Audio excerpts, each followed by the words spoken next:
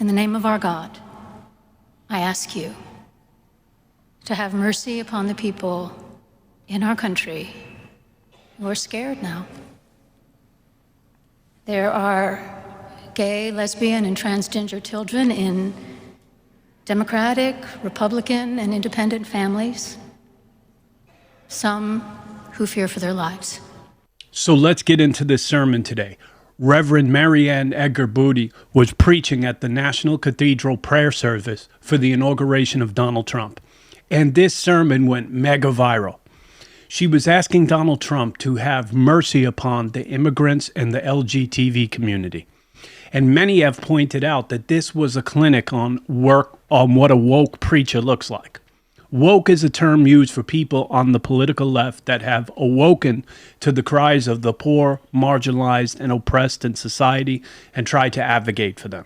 So we're going to listen to the controversial part of the sermon today and express the dangers on both sides of this argument. And we're going to look at Trump's response to this sermon as well.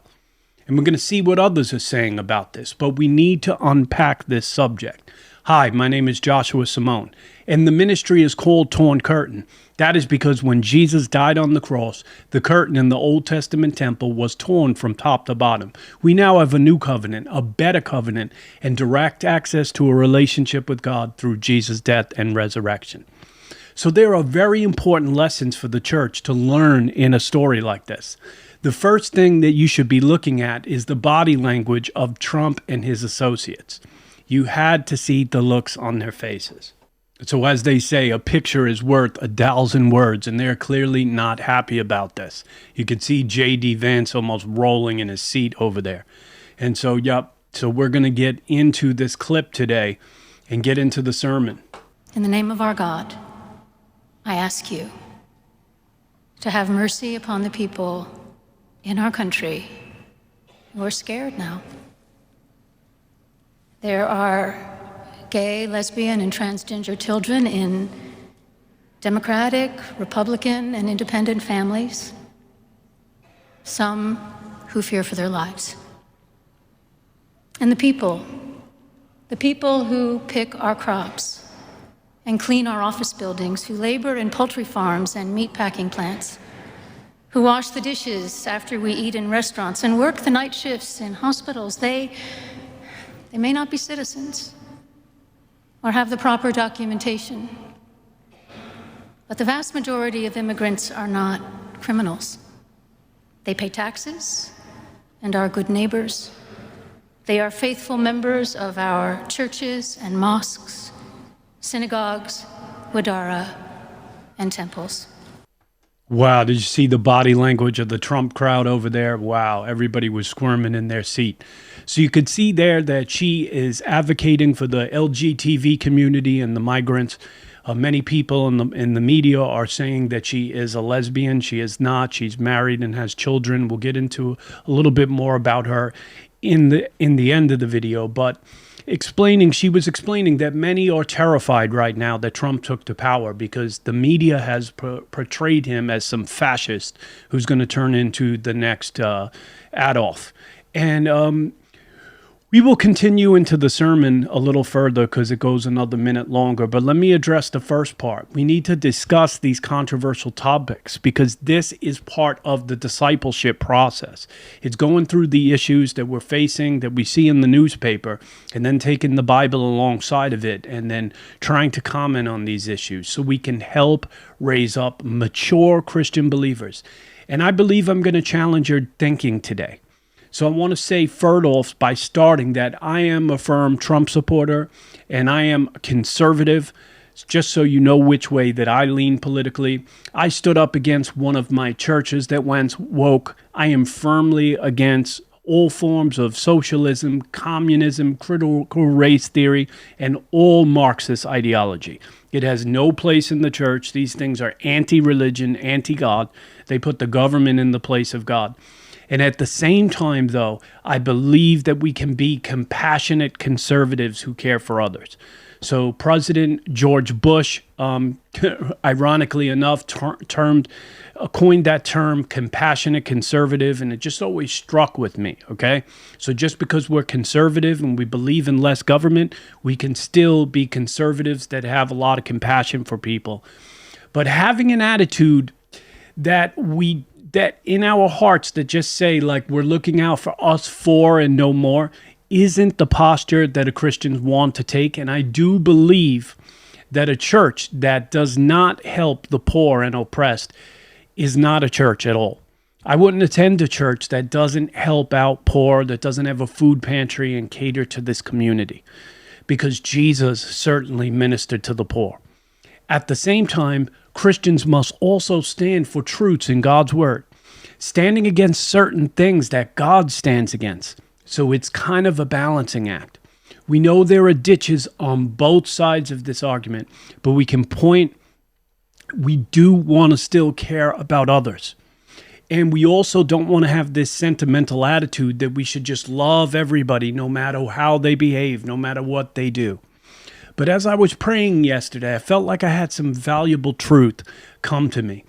A lot of Christians do not rank high in empathy, and they really should. I know Jesus, it says often that he was moved with compassion as he saw the people. They were like a sheep without a shepherd. And I know that the disciples, as well as many others, really cared for people. They looked out on the people that are oppressed and hurting, and they were moved in their hearts.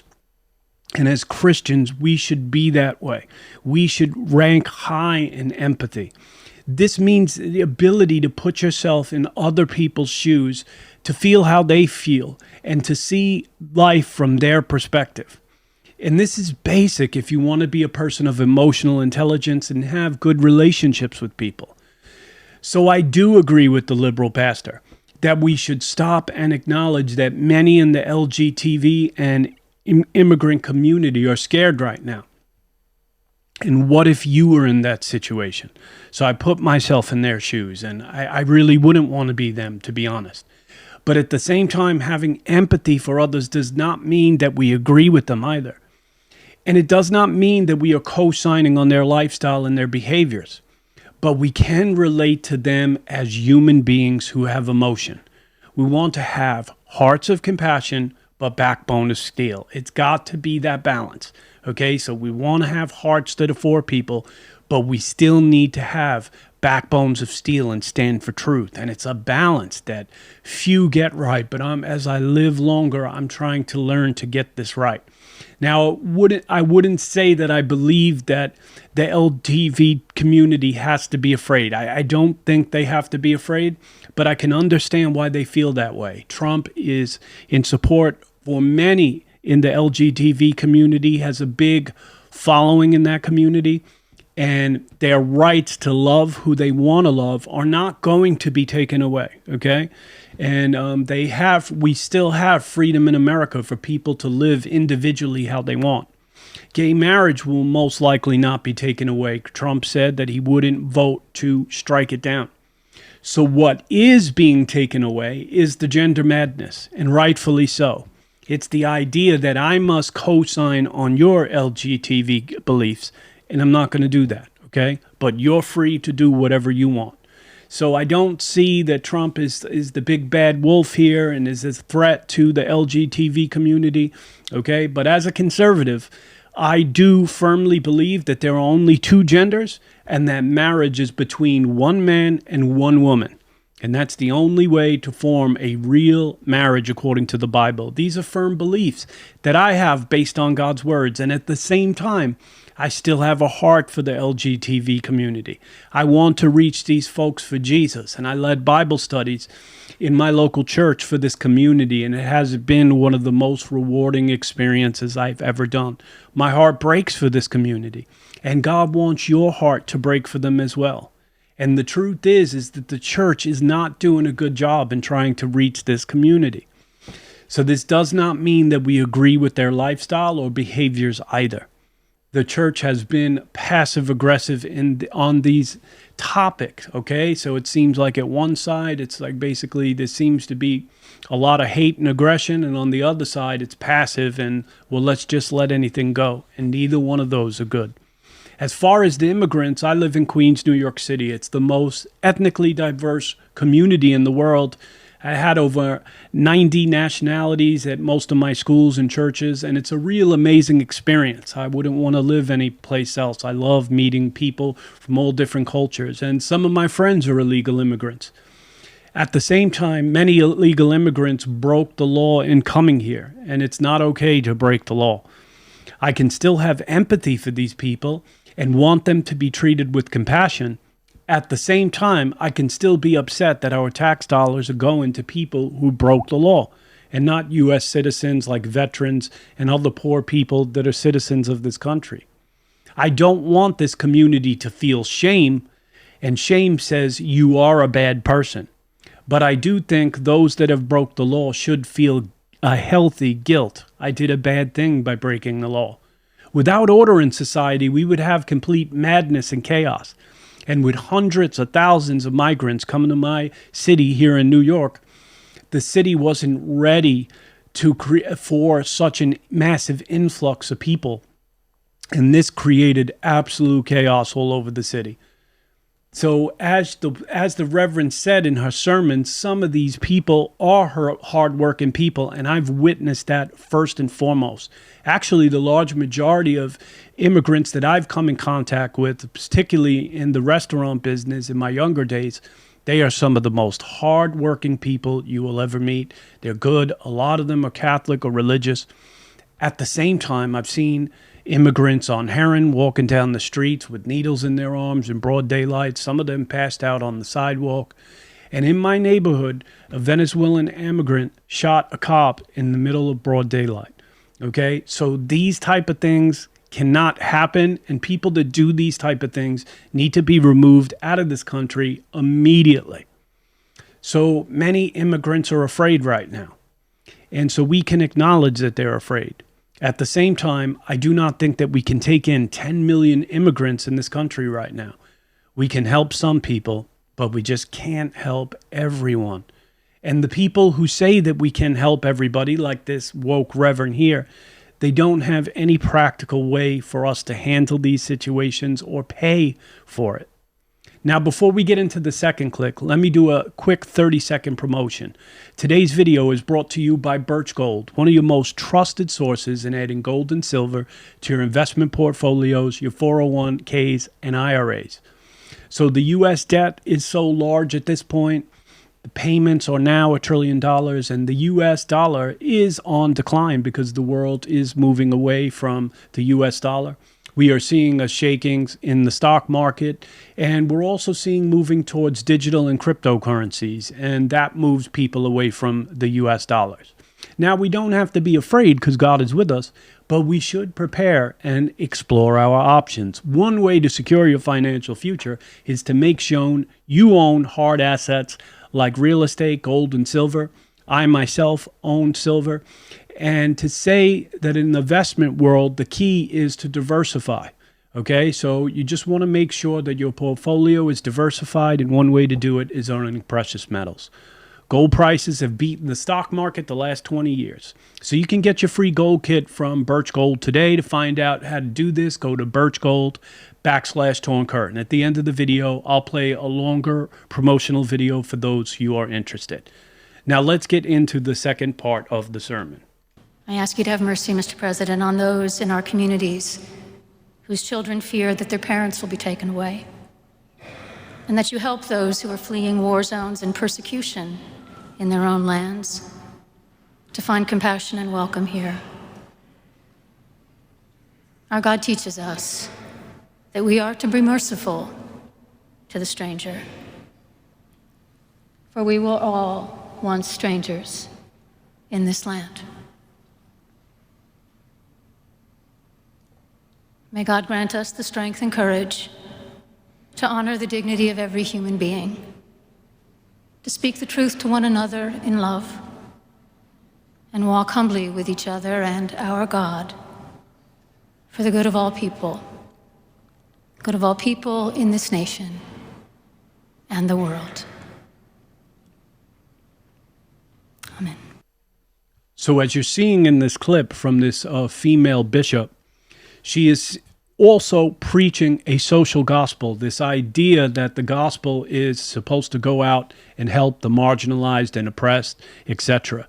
But the idea that biblical justice looks a lot different than social justice, and social justice often relies on critical race theory, which is Marxist ideology.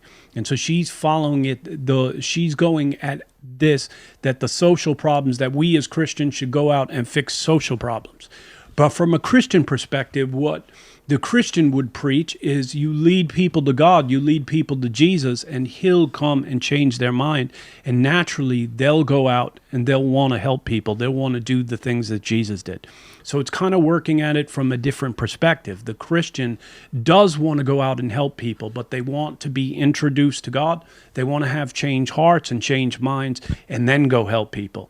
Her gospel, a social gospel, is starting automatically with helping people. And unless people have been really changed on the inside, legislation cannot negotiate compassion. Okay? So the Christian framework for this is very different than what she's saying. Okay? We want to lead people to God. God will change their hearts, and then they will go out and do good works, although good works are not required for salvation. So she started off this second part saying a lot of children are afraid that their parents are going to be taken away. I'm not sure what she was referencing there. And then she gets into those seeking political assignment. This is a much trickier subject. Again, we can help some people, and we should try to. War-torn places like Syria and many other places in the Middle East, people are fleeing very serious situations like the situation in Ukraine, and we want to leave some room to help these people. But there is so many different conflicts around the world. The truth is that we cannot help everybody. And this is one of the sad facts of life, that we have limits, that we are all limited in time, talent, and resources. And that is a very sobering fact. It's hard to come to the fact that we're not able to help everybody, that we're limited. And the truth is we're limited individually for what we can do to help people, and we're also limited for what we can do as a nation to help people. So this woke preacher in this clip is just, well, we're just going to help everybody, and we're going to help the marginalized and oppressed, and we're just going to help everybody and just let everybody in, and we're going to give everybody everything they need. And the truth is a lot of the things that are wrong in the world will not be made right until Jesus comes back and sets up his government, which will be perfect, which will know no end. There'll be no pain and suffering, and God will set up his perfect government. But until then, unfortunately, in this life, as Jesus said, you're going to have many trials and tribulations. Jesus told his disciples, the poor you will always have with you. So there is never going to be a place in today's day and age where we don't have a lot of people that are poor and hurting. So this is where the wokeness comes in, because you can have empathy for other human beings. Like I said in the video, Christians should be good in empathy. We should be good with compassion, at the same time keeping in mind that we just can't help everybody. Yes, we are to be merciful, as this preacher said. Yes, we are to care about the poor, strangers and foreigners, as she said. But that doesn't mean that we should just let anyone into our country either. For practical reasons, nations need borders, and they need help with people to bring people in legally the right way, okay? Just think about this for a second. Let's say you wanted to help some poor people in your area out. But if you tried and started out to do that endeavor, and you try to help out every single poor people, you could easily become burnt out and destroy your own life in the process. Okay, so we saw in the prodigal of the parable of the Good Samaritan, where the guy was compassionate for the person that he came across in the road that was hurting and helped get him patched up, but meanwhile still went about his business and said, I'll come back and check on this guy. So we all have to be primarily concerned with living our life and paying the bills and doing what we need to. And then if we have a little spare extra time, we're in a position to really help others. Okay? So, but the truth is we can't help out everybody that's poor. And I know when I was younger and in my 20s and I had a heart that just wanted to help everybody out, a lot of times I became burnt out and even just brought some unnecessary anxiety and depression on myself because we can't help everybody. So she goes on to say that we were all once strangers in this land. Well, there's partial truth to that.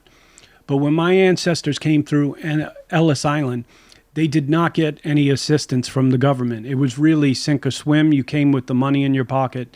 And basically that put people in a situation to get right to work, right down to business, and to make it. But these days, things are much different because the government will assist these people with large packets of benefits. So in New York City, it costs $5 billion a year to house and feed all of the migrants. And the truth is that put our city in danger of bankruptcy if this continues. And our mayor found this out the real hard way, Eric Adams, because the federal government came around and said, well, you're on your own. They helped let all these immigrants in. And then when he asked them for help, there was little support. And Eric Adams said, well, guys, wait a minute. I can't sustain this. This will bankrupt the city. And so it's a really, really difficult issue. We want to help people out. We really do. We want to have compassion. But the woke crowd can't seem to understand that helping everybody isn't sustainable. It isn't practical. Now, what is shocking about this situation is we're going to find out in a minute a little bit about this reverend. So as we're going to see here in this post, this reverend claims to be the champion of the poor and decries the appalling disparity between the rich and the poor. But property records show she lives in a $2 million colonial mansion with 6 bedrooms and 4.5 bathrooms in a leafy D.C. safe neighborhood. Okay, so that's the problem with a lot of these liberal folks. They're multimillionaires. And the truth is let's see if she will take some of these migrants into her home or possibly downsize and sell her house so that she can take care of poor people. But yet suggesting that the government do this, there's just a lot of hypocrisy here. I'm not saying that she's a bad person or anything like that, but she's certainly woke in her ideology, certainly moving towards a Marxist ideology of critical race theory that says, the white people are the oppressor and I'm totally against that. At the same time, we want to have compassion for people. So she owns a $2 million house herself as she's advocating for the poor people. And I'm not saying that she can't be successful. I'm just saying there's a lot of irony in that. So we're going to close the video with Trump's Truth Social post that addresses the bishop's sermon. We'll take a look at that right now. So as we all know, Donald Trump has been a pretty bold media source, but he said this about the sermon, and like you could tell, his whole entire crowd looked really shocked. So he says this: the so-called bishop who spoke at the national prayer service on Tuesday morning was a radical left, hardline Trump hater. She brought her church into the world of politics in a very ungracious way. She was nasty in tone and not compelling or smart. She failed to mention a large number of illegal migrants that came into our country and killed people. Many were deposited from jails and mental institutions. It is a giant crime wave that is taking place in the USA. Apart from her inappropriate statements, the service was just very boring and an uninspiring one. She is not very good at her job. She and her church owe the public an apology. Okay, so Trump's response, as usual, very blunt, straight to the point, and went to insulting her. Certainly was a boring ceremony, but then he said that she wasn't intelligent. She actually seemed like a well-read person. She's just not on the right topics, but she probably is radical left. She probably believes in critical race theory. She's a woke church. I wouldn't go to a woke church. I wouldn't step foot in a woke church. Okay, but she did have a point that we want to hold on to that tension, that Christians can be compassionate. We should care about the poor, the oppressed, and the marginalized, but we just don't go with socialist, communist ideology in order to accomplish that, okay? We lead people to God, and then God will change their hearts and they'll go out. So there's ditches on both sides of this argument, whether you're going to go conservative or you're going to go on this with like the radical left. But we don't want to close our eyes to the hurting, the pain, those in pain, those that are poor and oppressed and marginalized. God hears their cries. There's so many throughout the Old Testament where God hears the people. He hears the cries of the people and he responds to that. And we want to help some people, but we can't help everybody. We don't live in a dystopian utopia, okay? And we also don't want to take a sentimental view that we can help everybody, kind of like this reverend thinks in her woke ideology. We cannot help anybody, and if we tried, we would burn out really quick. Now, I don't believe that the LGBTQ community is in danger, like she said, but the gender madness does have to end in this country. You can believe whatever you want about your gender, and nobody's going to stop you, but don't force me to acknowledge whatever you want to do with your gender. As for the immigrants, they did break the law by coming here. I understand that many of them were fleeing very serious situations. But the truth is over 10 million people entered our country illegally in the last few years, and many of them are going to have to go back to their country. We can't afford to keep that many people. So basically, I just wanted to hold that intention that Christians should have compassion. We should have empathy for people to see that this is a scary time for a lot of people. But also at the same time, hold on to the truth that some people came here illegally and might have to be removed. And also to the truth that we can't just have the gender madness in this country. We just can't. And it's not something that we want to engage in our military and business world. Listen, whatever people want to do privately in their own room, you can do that in America. You have that liberty to do that. Now, God is not going to be pleased with that, but you have the liberty to do that. Trump's not going to take away anybody's rights. So comment down below with your thoughts, questions, comments. I'd love to hear everything that you guys have to say. Comment down below. Let me know your thoughts. If you have any prayer requests, please put that in the comment section. I love to pray for people. As I pray every night, just take some time to be with the Lord. I will pray for you. Put those prayer requests in the comment section.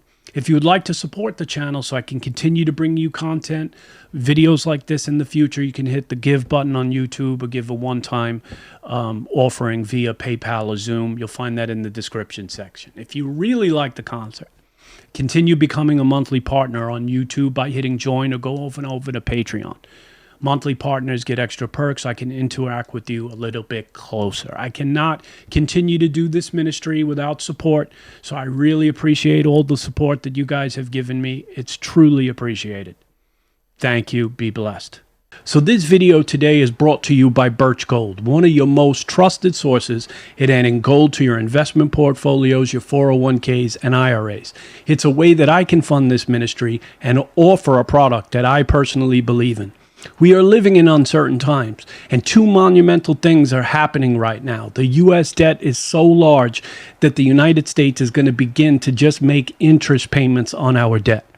And the U.S. dollar is on the decline because the world is moving away from the U.S. dollar. We're seeing also shakings in the stock market, the world moving towards digital currencies, cryptocurrencies. One way to secure your financial future is to make sure you own hard assets like gold, which are not tied to the U.S. dollar. This is something I'm doing myself, investing in silver. Birch Gold has people flocking to them right now because people realize how serious the times we are in. Now, all securities do come with risks. I'm not a financial professional, so you're responsible to do your due diligence. But the people at Birch Gold will give you a great education on gold so that you can make an informed decision. Gold has beat the stock market for the last 20 years. So get your free gold kit today. Get your free promotional offer and find out how to do this by going to birchgold.com/torn curtain. When you get to the webpage, you just put your name, phone number, and email, and they'll send you over a free gold kit by email and follow up with a phone call.